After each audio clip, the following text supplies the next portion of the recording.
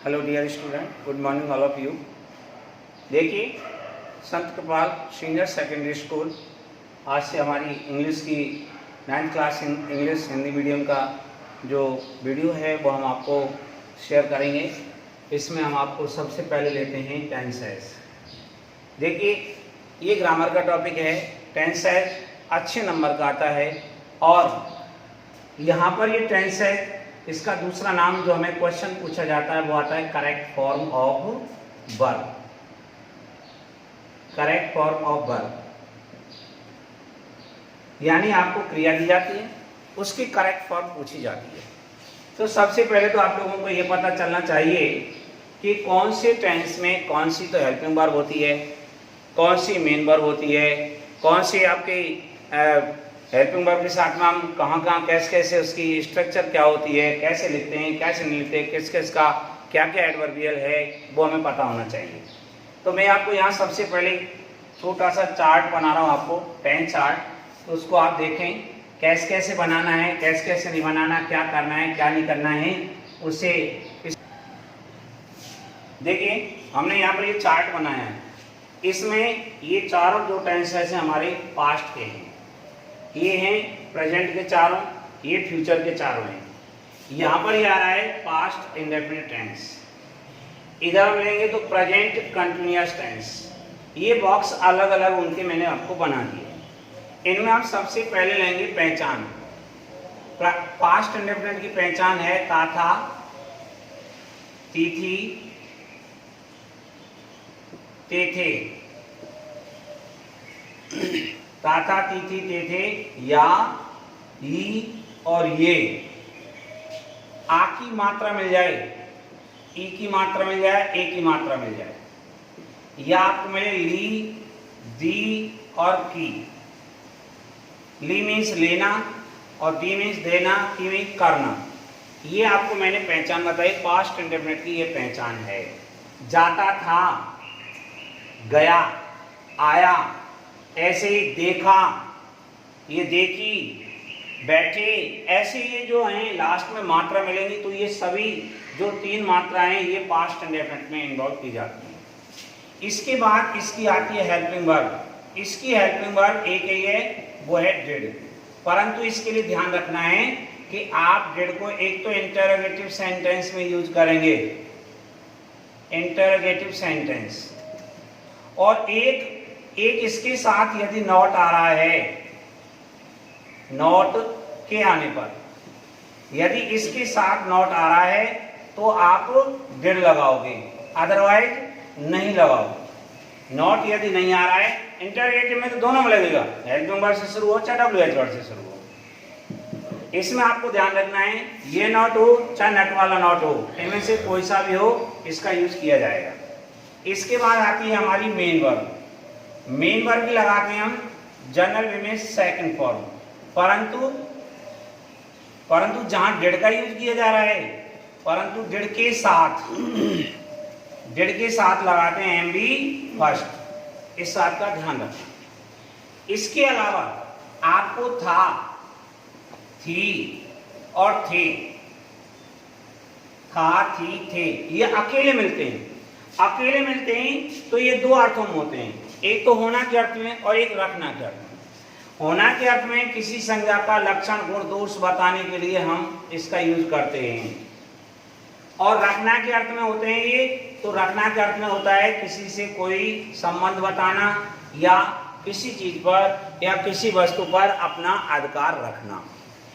जब ये होते हैं होना के अर्थ में था, थी, थे, होना के अर्थ में होते हैं तो हम लगाते हैं बॉध वर्ब में से एक। और जब ये होते हैं रखना के अर्थ में तो हम हैव की सेकंड फॉर्म हैड लगाते हैं। ये दोनों सप्लीमेंट्री वर्ब कहलाती हैं, इनको हम सप्लीमेंट्री वर्ब कहते हैं। ये हुआ आपका पास्ट इंडेफिनिट। अब आ जाओ present past continuous. Past continuous की पहचान क्या है? सबसे पहले रहा था, रही थी, रहे थे,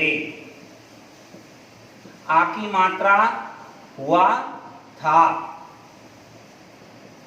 ई की मात्रा हुई थी, और ए की मात्रा हुए थे, ये हमारा लिखा हुआ है।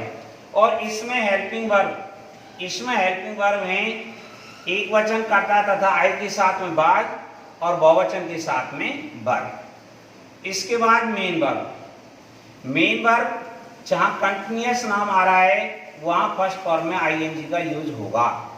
इसके बाद आईएनजी लगाने के लिए मैं आपको नियम बता रहा हूं, 2-3 नियम है, अलग अलग करके बता दूंगा। यदि किसी शब्द का किसी क्रिया का अंतिम अक्षर ई है, आईएनजी लगाते समय हम ई को हटा देते हैं और आईएनजी लगा देते हैं। जैसे टेक में हमें आईएनजी लगाना है तो अंतिम अक्षर ई है, इसमें हम क्या करेंगे, आईएनजी लगा देंगे, ई को हटा करके आईएनजी लगा देंगे। जितने भी जो वर्ब हैं, टेक है, मेक है, डिवाइड है, परचेज है, डिसाइड है, इनमें जितने भी जो वर्ब हैं जिनका अंतिम अक्षर ई आ रहा है, सिंगल ही होना चाहिए, अंतिम अक्षर ई आ रहा है, उनमें आईएनजी लगाते समय ई को हटा दिया जाता है। ऐसे अब इसमें आ जाओ, इसकी पहचान है, हर टेंस की पहचान हो जाएगी। चुका था, चुकी थी, चुका था, चुकी थी, चुके थे। या था, ही थी, ये थे। आ की मात्रा था, ई की मात्रा थी, ए की मात्रा थे। इसकी हेल्पिंग वर्ब है एक है ये, और वह है। इसमें मेन वर्ब में परफेक्ट फॉर्म यूज होती है, और परफेक्ट फॉर्म कौन सी होती है, थर्ड फॉर्म को परफेक्ट फॉर्म कहते हैं। अब आ जाओ इधर, ये हमारा पास्ट परफेक्ट कंटिन्यूअस, इसकी पहचान समय के साथ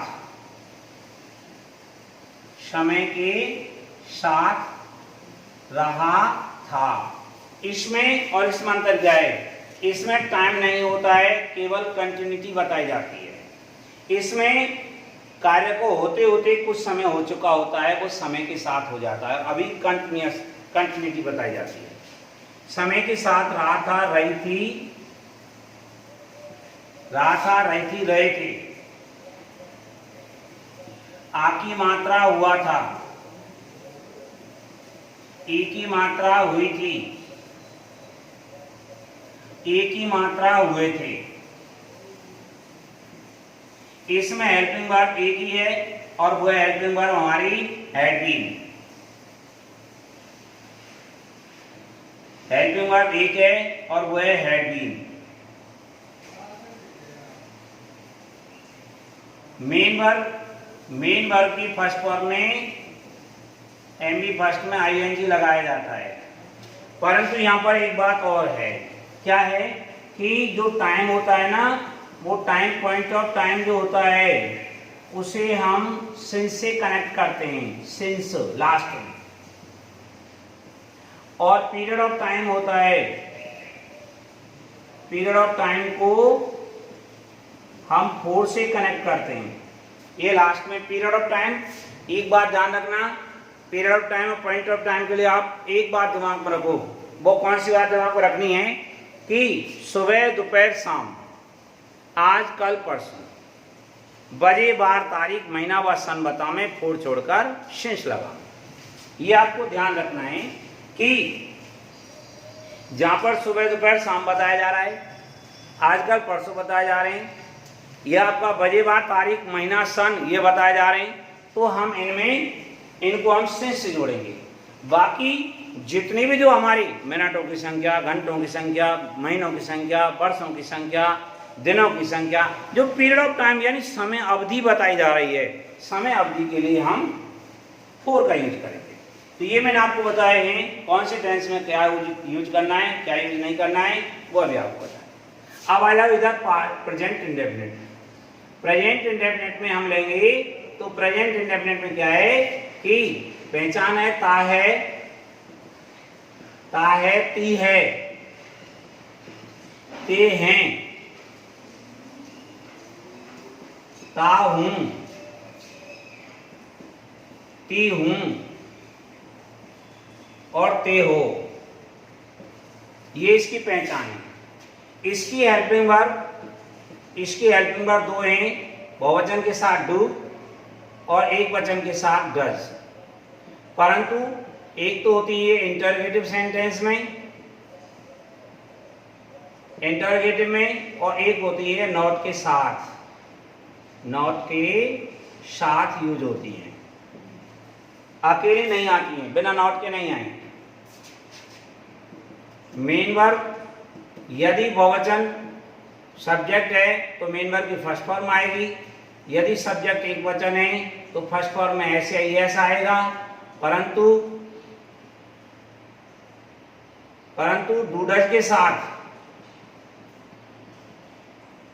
डूडज के साथ एम भी फर्स्ट ही लगाते हैं, इस बात का ध्यान। ऐसे इसमें आ जाओ, यदि है,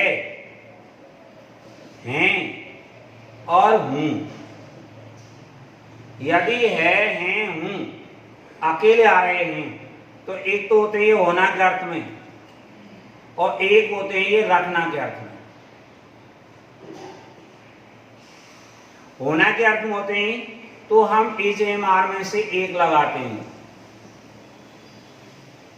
और रखना के अर्थ में होते हैं तो एक वचन के साथ है और बहुवचन के साथ में है। रखना अधिकार या संबंध रखना, जो पारिवारिक संबंध होते हैं, इसमें लक्षण, गुण, दोष इत्यादि को बताने पर हम इज एम आर इनमें से एक लगाते हैं। इसके बाद इसमें आ जाओ, इसकी पहचान है रहा है, रही है, रहे हैं, रहा हूं, रही हूं, रहे हो। आ की मात्रा हुआ है, ई की मात्रा हुई है, ए की मात्रा हुए हैं, आ की मात्रा हुआ हूं, ई की मात्रा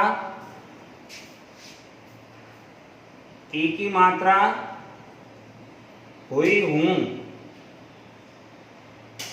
ए की मात्रा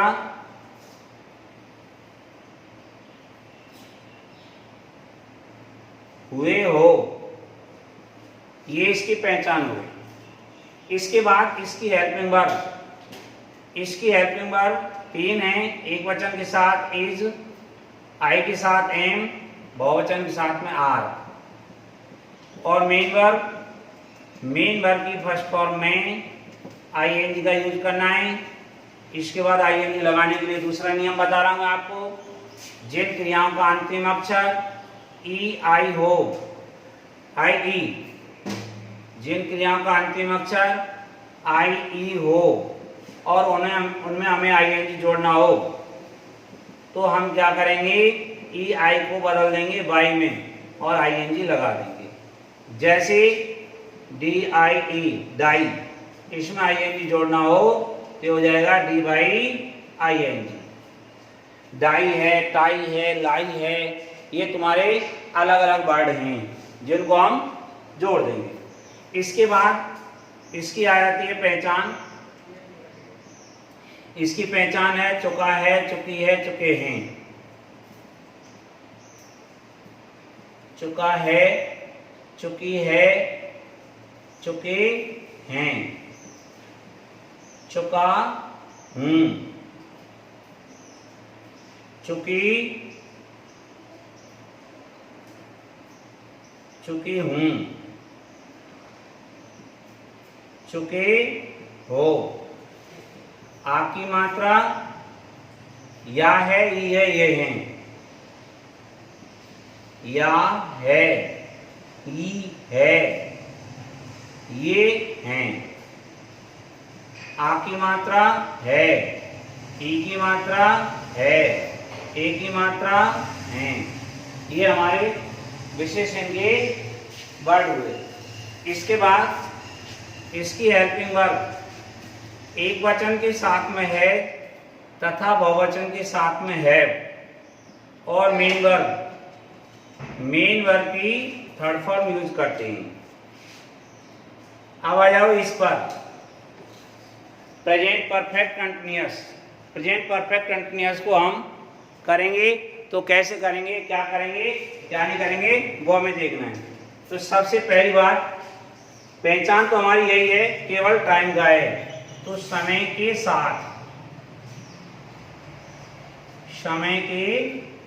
साथ रहा है, रही है, रहे हैं, ये पूरी जो पहचान है वो यहां आ जाएगी। रहा हूं, रही हूं, आ की मात्रा हुआ है, ई की मात्रा हुई है, ए की मात्रा हुए हैं, ये इसकी। और इसमें हेल्पिंग वर्ब दो हैं, एक वचन कर्ता के साथ में हैज बीन और बहुवचन कर्ता के साथ में हैव बीन। यदि मेन वर्ब की फर्स्ट फॉर्म मेन वर्ब है तो हम यहाँ लेंगे मेन वर्ब की फर्स्ट फॉर्म में आईएनजी और सिंस फोर से समय लास्ट में जोड़ा जाएगा। ये मैंने आपको इनकी पहचान और हेल्पिंग वर्ब और मेन वर्ब बता रहा हूं। इसके बाद इसकी पहचान है एगा, एगी, एंगे, ऐसे हो सकती है, या आपको ऐसे हो सकता है एगा, एगी, एगा, एगी और एंगे, ऊंगा या ऊंगा, ऊंगी और ओगे। इसके बाद यहां पर हम लेंगे इसकी हेल्पिंग वर्ब दो हैं, विल और शैल। ये सभी प्रकार के वाक्य में आती हैं, चाहे सिंपल हो, चाहे इंटरगेटिव हो, नेगेटिव हो, कोई सा भी हो। मेन वर्ब की फर्स्ट फॉर्म यूज करते हैं। इसके बाद आ जाता है फ्यूचर कंटिन्यूअस, इसमें आता है रहा होगा, रही होगी, रहे होंगे,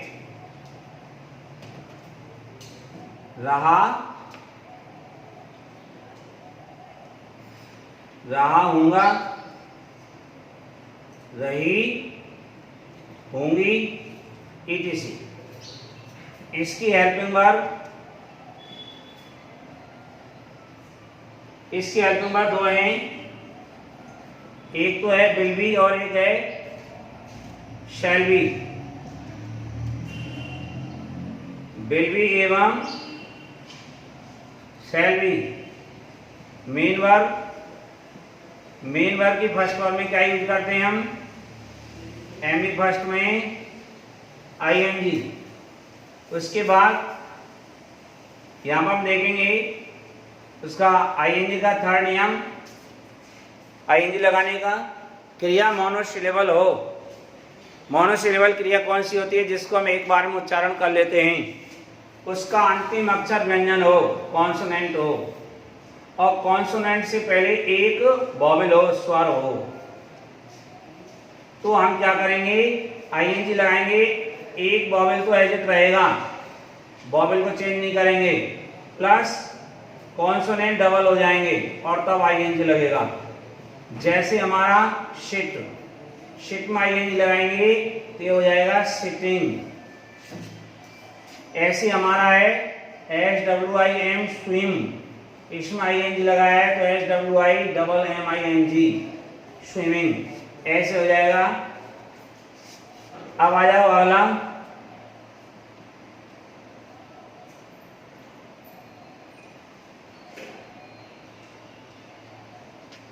इसमें चुकेगा, चुकेगी, चुकेंगे, चुकूंगा, चुकूंगी, चुकोगे, चुका होगा,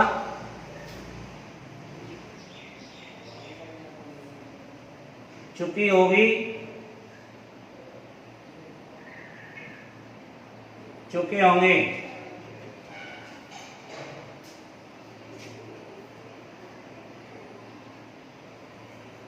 चुका होगा, चुकी होंगी। ऐसे इसकी हेल्पिंग वर्ब विल है,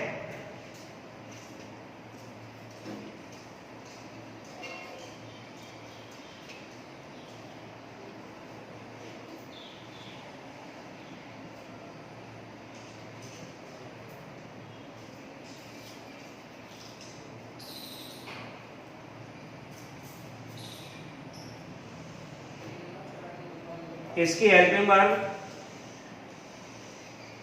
विल है या शैल हैव। मेन वर्ब एम बी फर्स्ट में आईएनजी।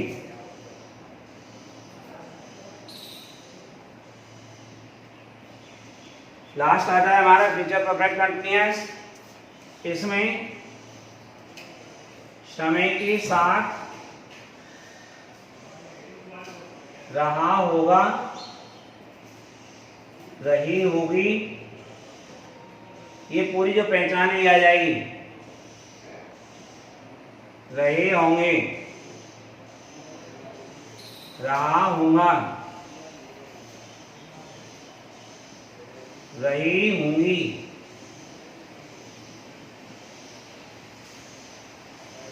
इसकी हेल्पिंग वर्ब दो हैं, एक तो है विल हैव बीन, एक है shall have been.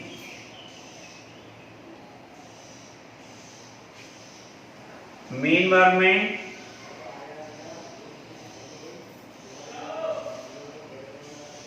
ING, since या फोर से समय लास्ट में जोड़ा जाएगा, बाकी अंत में जोड़ दिया जाएगा सेंस फोर से समय। तो ये चार्ट आपको 2 पेज ऐसे कॉपी के खोल करके उसमें बना लेना है सुंदर सुंदर राइटिंग में, और इसको आपको लर्न करना है। इससे हमें प्रत्येक टेंस की helping verb, main verb, etc का मालूम होगा, क्योंकि हमें आगे ये टॉपिक कराना है। तो आप लोगों को ये याद कर लेना है कौन से टेंस में कौन सी हेल्पिंग वर्ब है।